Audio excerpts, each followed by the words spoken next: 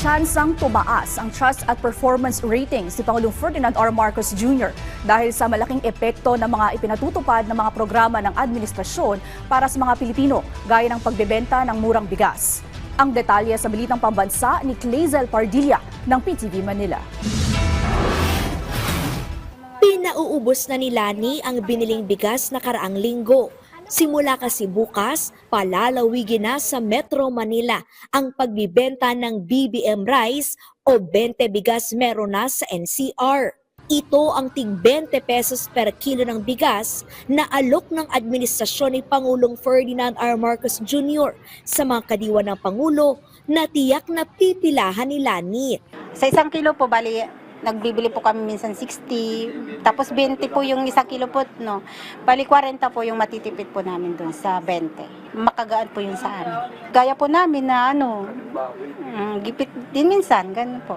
Ngayong araw kasabay ng pagdiriwang ng Labor Day, muling tiniyak ni Pangulong Marcos ang paggawa ng mga hakbang na makatutulong sa mga Pilipino.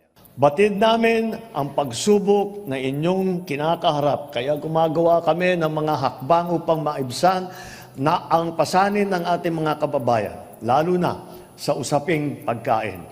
Nitong Marso, itinakda natin ang maximum suggested retail price or MSRP ng imported rice sa 45 piso kada kilo lamang. Sisimulan na rin po natin ang programa upang pababain ang presyo ng bigas sa 20 piso sa kada kilo. Ayon sa tugon ng masa survey ng Okta Research, nararamdaman na ng pinakamahirap na Pilipino ang mga programa ng pamahalaan. Mula 60% noong November 2024, umangat sa 66% ang bilang ng mga nasa Class E o pinakamahirap na Pilipinong nagsabing tiwala sa pamuno ni Pangulong Marcos ngayong buwan ng Abril.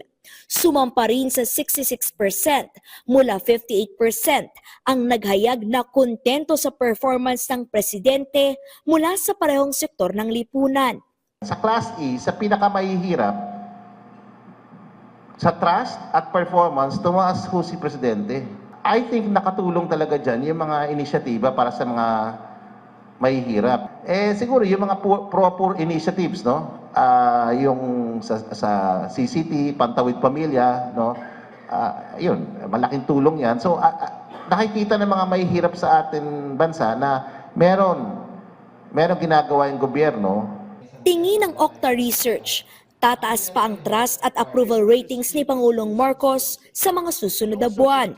More than 50%, close to 60% po ay urgent concern ho yung presyo ng bilihin. Pangalawa, yung trabaho.